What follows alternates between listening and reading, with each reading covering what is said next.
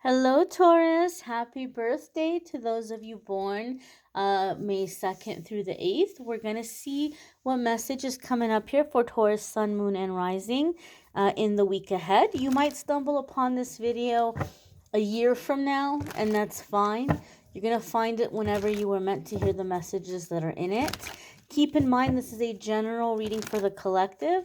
Not every single message is going to resonate, but take the ones that do and leave the ones that don't.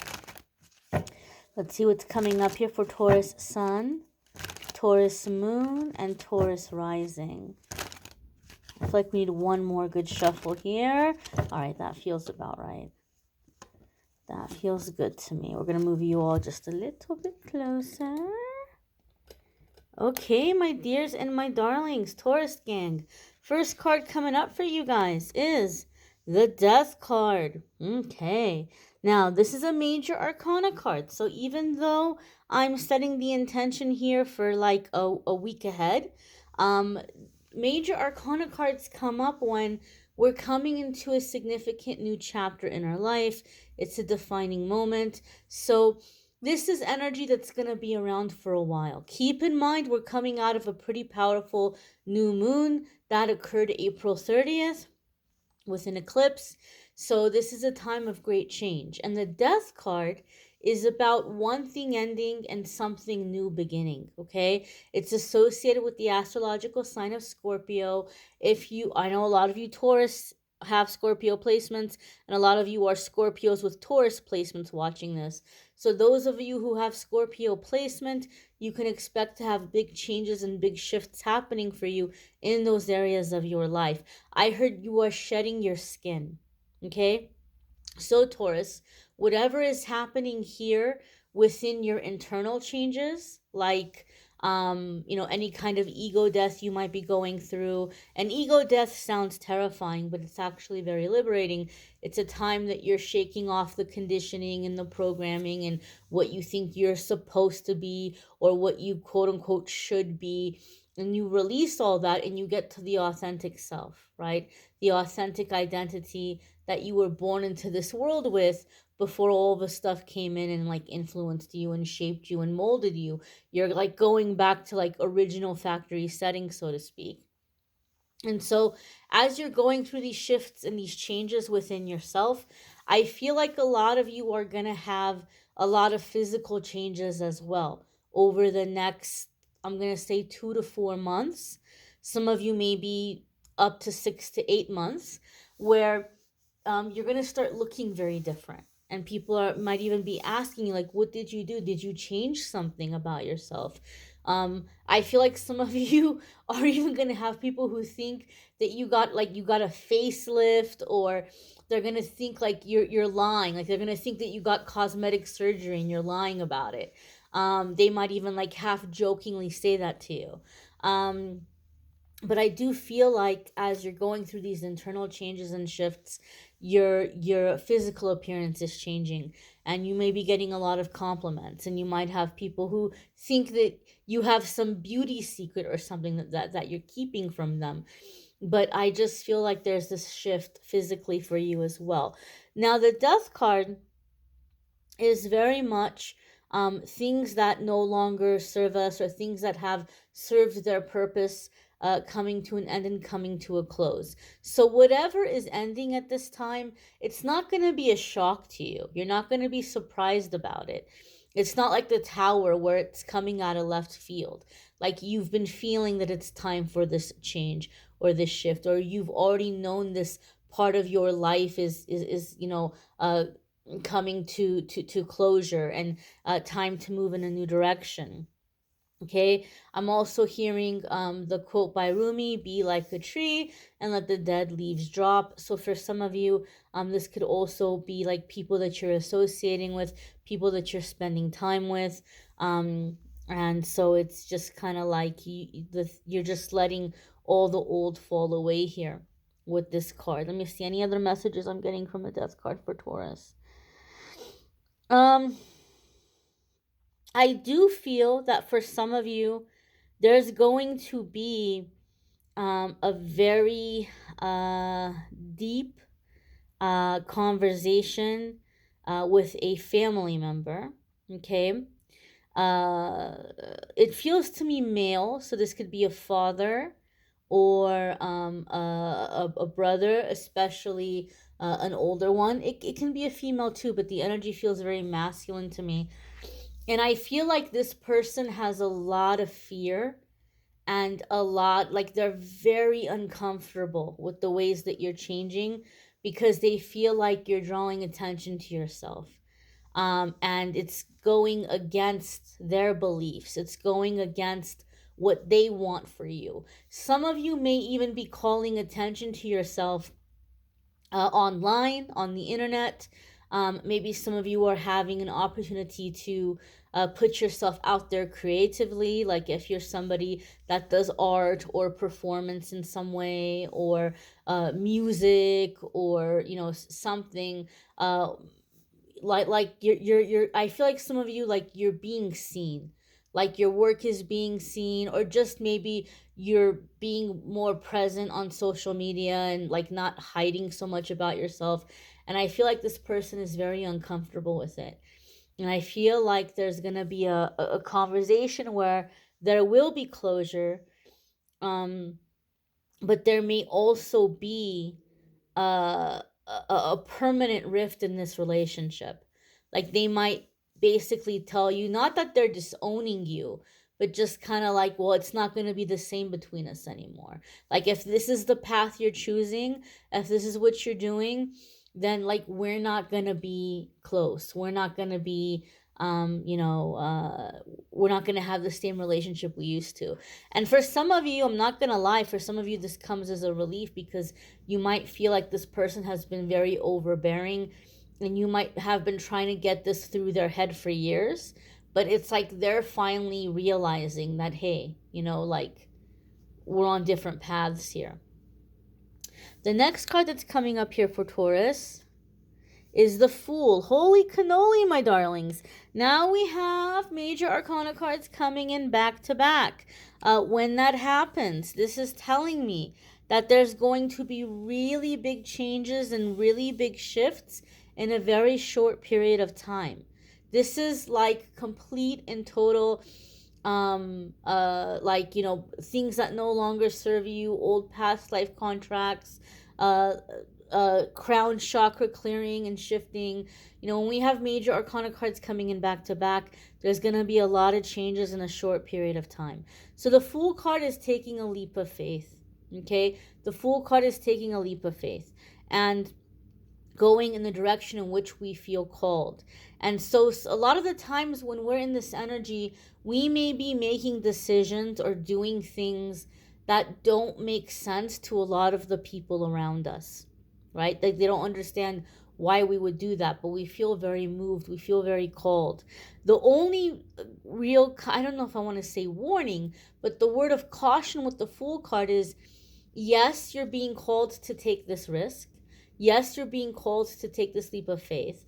But the Fool card also reminds us to look before we leap, to try to plan the landing, right? Traditionally, the Fool card, we're used to seeing the Fool card where it's the Joker guy, and he's got the little bindle, he's got the little hobo stick, and here this guy's got like a little bag, right? So you're thinking, what can I take with me, or what do I need, or what can I take onto this journey? And so maybe it's limited, but you're thinking, what tools do I need, what resources do I need? You're not just going completely and totally empty handed into this experience. And he's got this little umbrella, I guess, hoping that it's gonna help him sail down. But we want to have our safety nets in place, right? We want to take risks because we don't grow if we don't take risks. But we also want to go into the risks with some kind of a plan, some kind of order, some kind of logic, some kind of safety net, right? So these are the things that we need to plan before we take that leap, so that we can have a gentle, or as gentle as possible, of a landing. Another thing that I'm hearing with this Fool card, Taurus, is that a lot of you are going to be accused of like having a midlife crisis or something, or like going through a phase, or a fad. But I feel a sense of transformation here, especially with the death card. And it's not that you're changing, it's that the true self is emerging, right? You were always this all along, but you were cloaked. You were cloaked, or you were covered, and now you're shedding that cloak. Now you're shedding that big heavy cape that you had over you.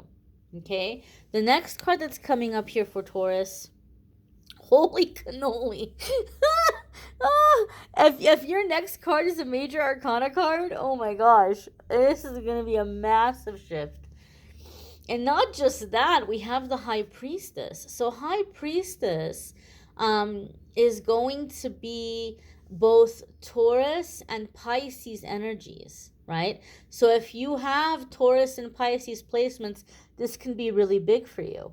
Some of you could be dealing with a fellow Taurus or a Pisces that is a part of this transformation or this shift, okay? But overall, High Priestess is about strengthened intuition, going within, right? Instead of looking outside of ourselves for answers, for guidance, for messages, for meanings, we may be going within. Like the answers are already inside of us. And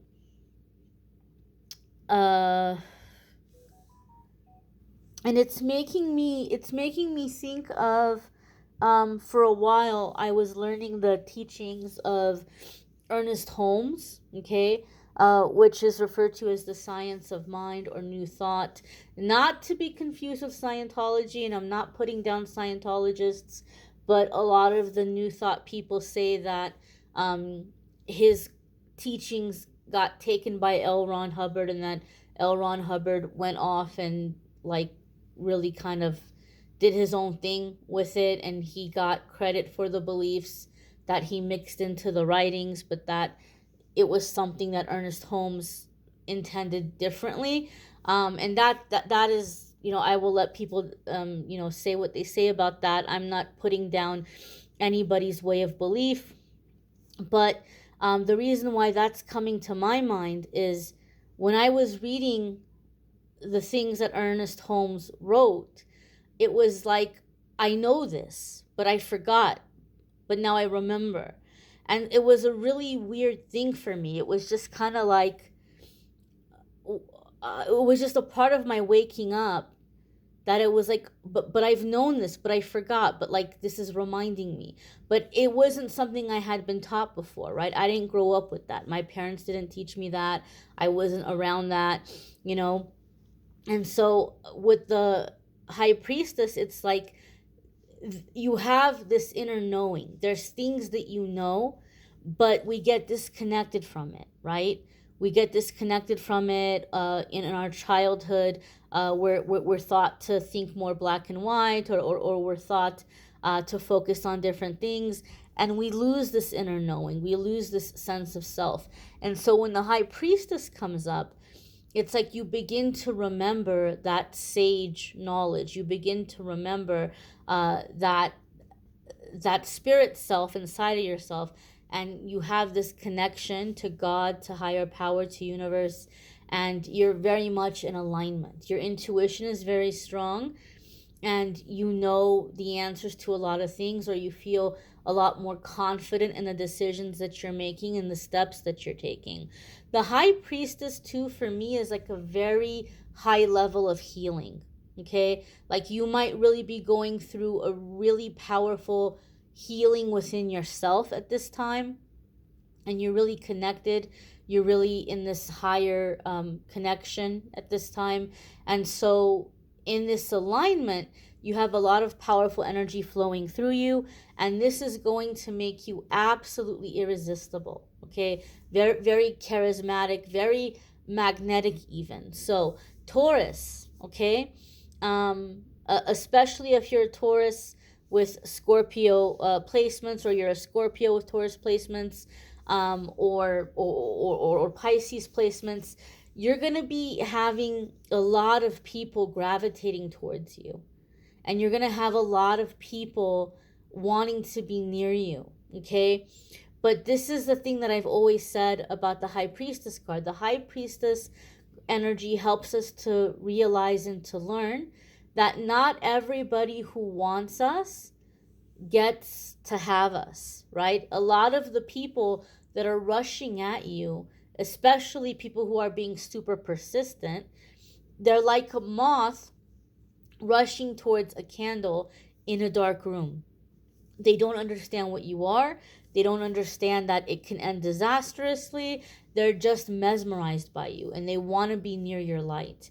And so a lot of people might be persistent, but persistence doesn't mean ready, right? And it can be romantically, it can be sexually, it can be in terms of friendship, it can be in terms of collaboration or business. But somebody's persistence doesn't mean that they understand who you are or that they see what you are or understand what you are or that they're ready, right? So don't confuse persistence with that. Also know that a lot of these people who are pursuing you so persistently are like trying to tap into your energy. They want to feed off of you. They want to feed off of your light because they don't want to do the work. They don't want to do their shadow work.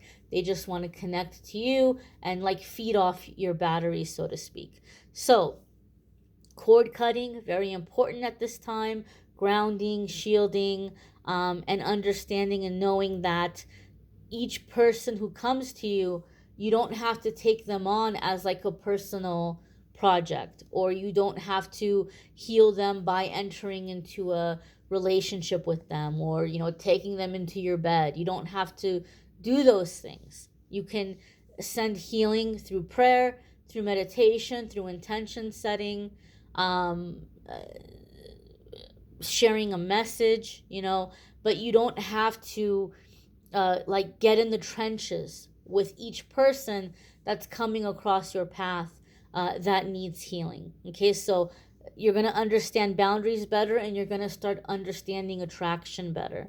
You're going to start understanding and being able to tell when something is an unhealthy attraction or a karmic attraction or somebody who is broken and hurting and attracted to your healing abilities. And if you're not careful, that becomes very parasitic. You're going to learn boundaries and you're going to understand. You're going to learn to read people better. The next card that's coming up here, holy cannoli, is the Justice card. Holy moly. Okay, so we've got nothing but major arcana cards. This is a big week. I wouldn't be surprised if you aren't feeling absolutely exhausted. Please let me know in the comments how many of you have Scorpio, Taurus, or Pisces, and Libra placements, like all of them.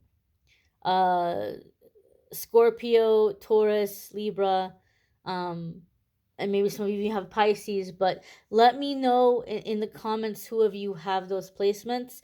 I have all of those placements, and I know I've been very tired, and so that might continue into the week of the 2nd through the 8th. For Taurus in general, because you've got all these major arcana cards. But if you have those placements, it's not going to be the easiest of weeks to get through. So make sure that you're not overbooking yourself. Make sure you're setting aside time to rest. Make sure you're setting aside time like just for downtime, for recharging, for, doing things that are going to keep you in a good mood or that are going to lift your spirits or keep a good vibe in your home, because there's a lot of shifting here. And this is going to be a very powerful shift. And so anytime we're shifting in this way, we may feel very physically tired.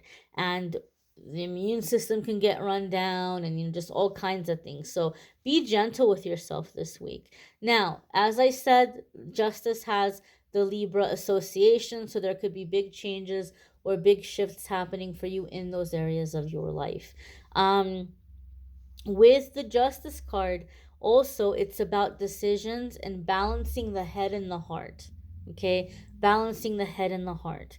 And so with the head and the heart, sometimes we feel like every time I listen to my brain and I'm logical, I'm absolutely miserable. But every time I listen to my heart, I end up getting burned. right? It's like you can't win either way. And so you're like, I don't know what to do. The Justice card says we bring the two together, right? Similar to what I was saying about the Fool card. You follow your heart, but you bring logic into it. This can also be fairness and boundaries. A lot of the times I do see the Justice card come up when you're coming into situations where you're standing up for yourself, or you're insisting that your rights are upheld, right? It could be a life lesson in like speaking up for yourself and not allowing yourself to be trampled over, and to, some of you may be taking legal action on something. Not always, but it could be. Okay. I do feel, though, a sense of contracts with the Justice card. These can be new alliances that you're forming, like new soul family, or like a new soul contract that you might be entering into with someone. You know, forming a new contract in this life as you're clearing out the old past life contracts. It could be a business contract. Some of you might be offered some kind of position, or some kind of work or collaboration. For some of you, it could be some kind of a deal, right? Maybe you're getting published, or maybe something you've been working on is getting picked up. Maybe some of you are going to have an opportunity to have your own radio show, or like an officially sponsored podcast, or something that's bringing an income. There may be some kind of contract where you're going to get paid to do some kind of work that is near and dear to your heart, or directly connected to your life purpose or life path. You may want to check out your moon sign and rising sign videos. Some weeks your moon sign or rising sign may resonate more than your sun sign. You may need a private reading, which I'm more than happy to do for you. If you click on the link in the description of this video, it will take you to calendly.com/amethystangelite, and you can schedule a private reading with me there. If you're looking for love and romance information, I do love and romance separately on my channel, so the May love readings are linked in the description of this video if you want to check out and see what's happening in the month of May for love and romance. I thank you all for watching, liking, sharing, commenting, subscribing. I hope you all have a wonderful week ahead. Don't forget the daily messages I've been posting. I'm wishing you all a wonderful week.